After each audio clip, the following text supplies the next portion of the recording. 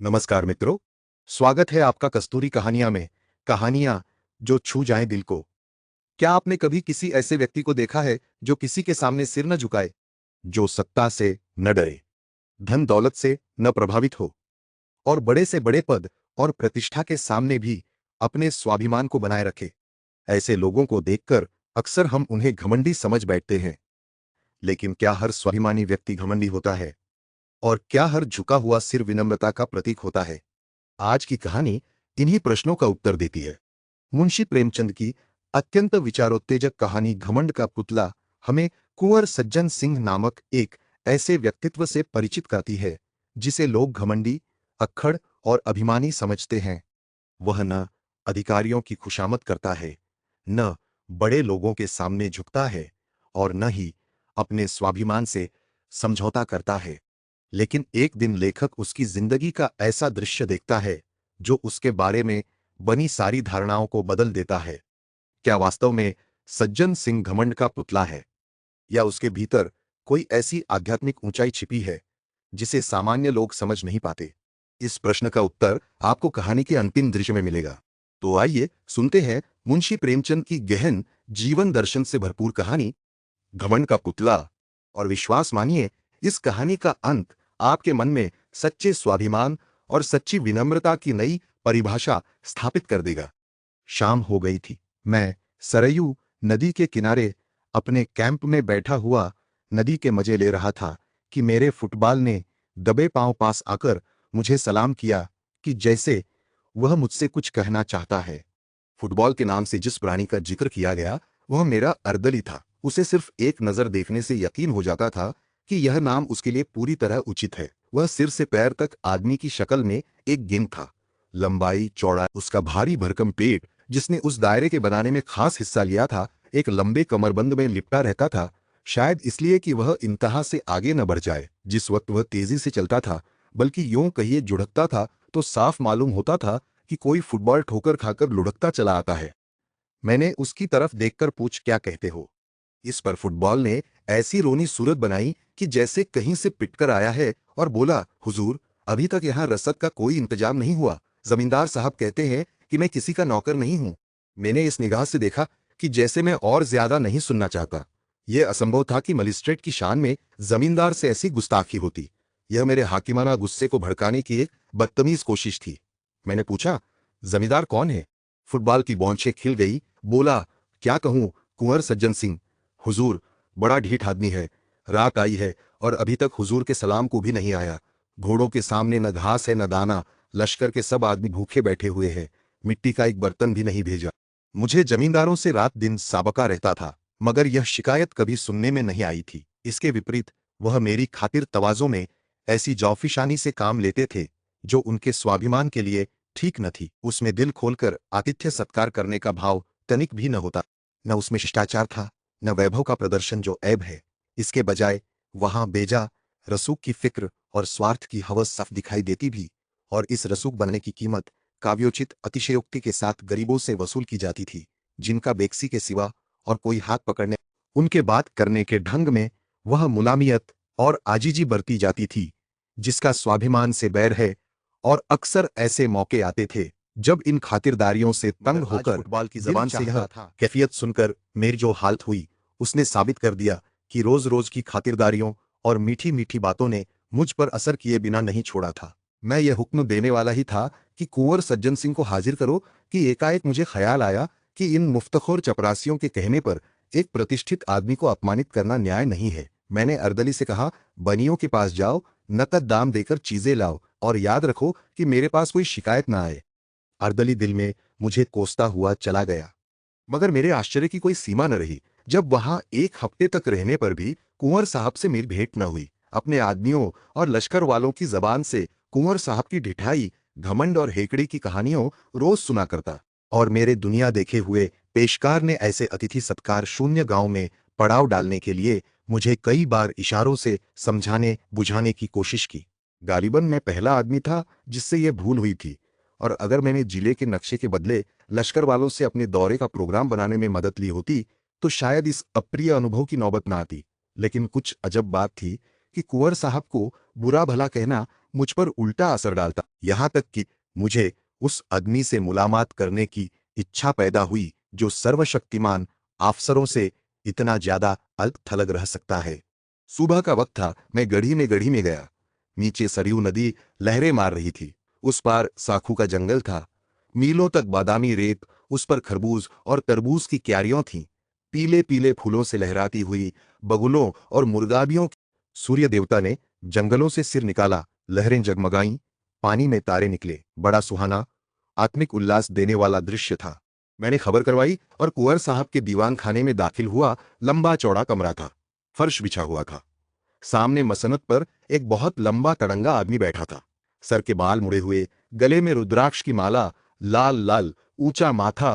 पुरुषोचित अभिमान की इससे अच्छी तस्वीर नहीं हो सकती। चेहरे से कुंवर साहब ने मेरे सलाम को इस अंदाज से लिया कि जैसे वह इसके आदी हैं। मसनद से उठकर उन्होंने बहुत बड़प्पन के ढंग से मेरी अगवानी की, खैरियत पूछी और इस तकलीफ के लिए मेरा शुक्रिया अदा करने के बाद तब वह मुझे अपनी उस घड़ी की सैर कराने चले जिसने किसी जमाने में जरूर आसफुद्दौला को जिच किया होगा, मगर इस वक्त बहुत टूटी फीटी हालत में थी। यहाँ के एक एक रोड़े पर कुंवर साहब को नाज था। उनके खानदानी बड़प्पन और रोबदाब का जिक्र उनकी जबान से सुनकर विश्वास न करना असंभव था। बयान करने का ढंग यकीन को मजबूर करता था और वे उन कहानियों के सिर्फ पासबान ही न थे, बल्कि वह उनके ईमान का हिस्सा थी। और जहां तक उनकी शक्ति में था, उन्होंने अपनी आन निभाने में रईस थे। उनकी वंश परंपरा यहाँ वहां टूटती हुई अंत में किसी महात्मा ऋषि से जाकर मिल जाती थी। उन्हें तपस्या और भक्ति और योग का कोई दावा न था, लेकिन इसका गर्व उन्हें अवश्य था कि वे एक ऋषि की संतान हैं। पुरखों के जंगली कारनामे भी उनके लिए गर्व का कुछ कम कारण न थे। इतिहास में उनका कहीं जिक्र न हो, मगर खानदानी भाट ने उन्हें अमर बनाने में कोई कसर न रखी थी। और अगर शब्दों में कुछ ताकत है तो यह गढ़ी रोहतास या कालिंजर के किलों से आगे बढ़ी हुई थी। कम से कम प्राचीनता और बर्बादी के बाम लक्षणों में तो उसकी मिसाल मुश्किल से मिल सकती थी, क्योंकि पुराने जमाने में चाहे उसने मुहासरों और सुरंगों को हेच समझा हो, लेकिन वक्त वह चींटियों और दीमकों के हमलों का भी सामना न कर सकती थी। कुंवर सज्जन सिंह से मेरी भेंट बहुत संक्षिप्त थी, लेकिन इस दिलचस्प आदमी ने मुझे हमेशा के लिए अपना भक्त बना लिया। बड़ा समझदार, मामले को समझने वाला, दूरदर्शी आदमी था।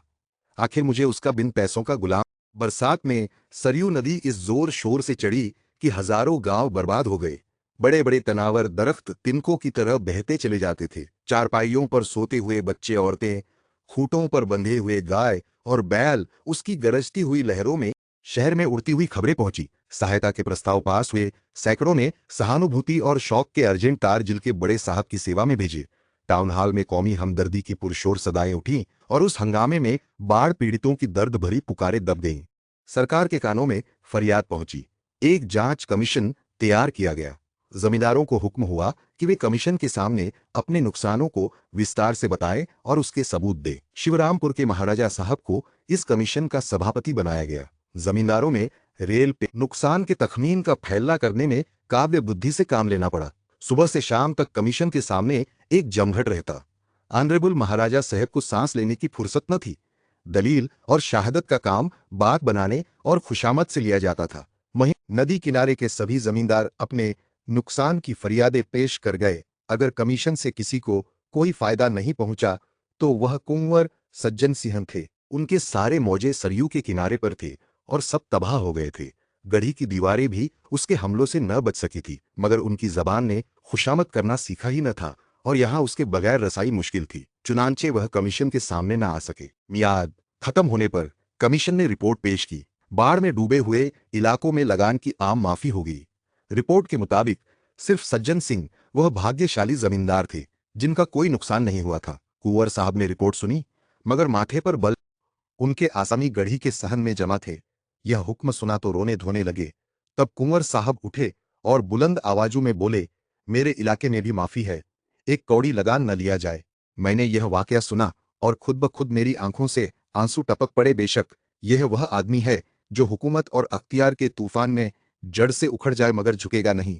वह दिन भी याद रहेगा जब अयोध्या में हमारे जादू सा करने वाले कवि शंकर को राष्ट्र की ओर से बधाई देने के लिए शानदार जलसा हुआ। हमारा गौरव, हमारा जोशीला शंकर यूरोप और अमेरिका पर अपने काव्य का जादू करके वापस आया था। अपने कमालों पर घमंड करने उसकी भावनाओं ने ब्राउनिंग और शेली के प्रेमियों को भी अपनी वफा का पाबंद न रहने दिया। उसकी जीवन सुधा से यूरोप के प्यासे जी उठे। सारे सभ्य संसार ने उसकी कल्पना की उड़ान के आगे सिर झुका दिए। उसने भारत को यूरोप की निगाहों में अगर ज्यादा नहीं तो यूनान और यूरोप में रहा।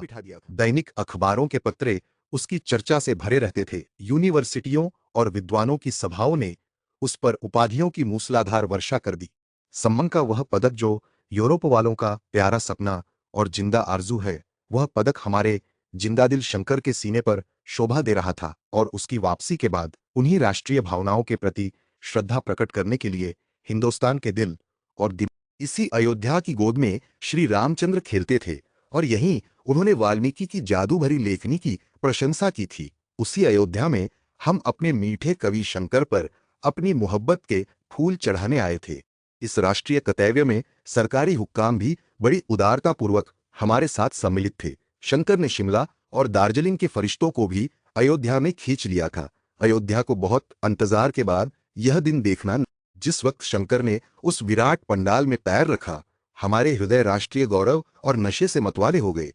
ऐसा महसूस होता था कि हम उस वक्त किसी अधिक पवित्र, अधिक प्रकाशवान दुनिया के बसने वाले हैं। एक क्षण के लिए अफसोस है कि सिर्फ एक क्षण के लिए अपनी गिरावट और बर्बादी का ख्याल हमारे दिलों से दूर हो गया। जय जय की आवाजों ने हमें इस तरह मस्त कर दिया जैसे महू और नाग को मस्त कर देता है। एड्रेस पढ़ने का गौरव मुझको प्राप्त हुआ था।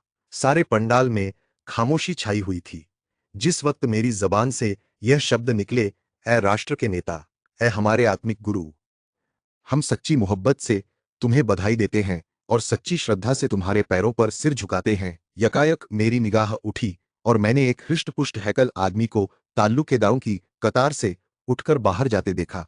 यह कुंवर सज्जन सिंह थे। मुझे कुंवर साहब की यह बेमौका हरकत, जिसे अशिष्टता समझने में कोई बाधा नहीं है, बुरी मालूम हुई। हजारों आंखें उनकी तरफ हैरत से उठी। जलसे के खत्म होते ही मैंने पहला काम जो किया वह कुंवर साहब से इस चीज के बारे में जवाब तलब करना था। मैंने पूछा, क्यों साहब, आपके पास इस बेमौका हरकत का क्या जवाब है? सज्जन सिंह ने गंभीरता से जवाब दिया, आप सुनना चाहे तो जवाब हूं। शौक से फरमाइए। अच्छा तो सुनिए, मैं शंकर की कविता का प्रेमी हूं, शंकर की इज्जत करता हूं, शंकर पर गर्व करता हूं, शंकर को अपने और अपनी कौम के ऊपर एहसान करने वाला समझता हूं, मगर उसके साथ ही उन्हें अपना आध्यात्मिक गुरु मान। मैं आश्चर्य से उसका मुंह ताकता रह गया। यह आदमी नहीं, घमंड का पुतला है। देखें यह सिर कभी झुकता या नहीं। पूरनमासी का पूरा चांद सरयू के सुनहरे फर्श पर नाचता था और लहरें खुशी से गलू मिल मिलकर गाती थीं। फागुन का महीना था, पेड़ों में कोपले निकली थी और कोयल कूकने लगी थी। मैं अपना दौरा करके सदर लौटता था। रास्ते में कुंवर सज्जन सिंह से मिलने का चाव मुझे उनके घर तक ले गया, जहां अब मैं बड़ी बेतकल्लुफी से जाता आता था। मैं शाम के वक्त नदी की सैर को चला। वह प्राणदायिनी हवा, वह उड़ती हुई लहरें, वह गहरी निस्तब्धता, सारा दृश्य एक आकर्षक सुहाना सपना था। चांद के चमकते हुए गीत से जिस तरह लहरें झूम, मुझे ऊंचे कगार पर एक पेड़ के नीचे कुछ रोशनी दिखाई दी। मैं ऊपर चढ़ा। वहां बरगद की घनी छाया में धूनी जल रही थी। उसके सामने एक साधु पैर फैलाए बरगद की एक मोटी जटा के सहारे लेटे हुए थे। उनका चमकता हुआ चेहरा आग की चमक को लजाता था।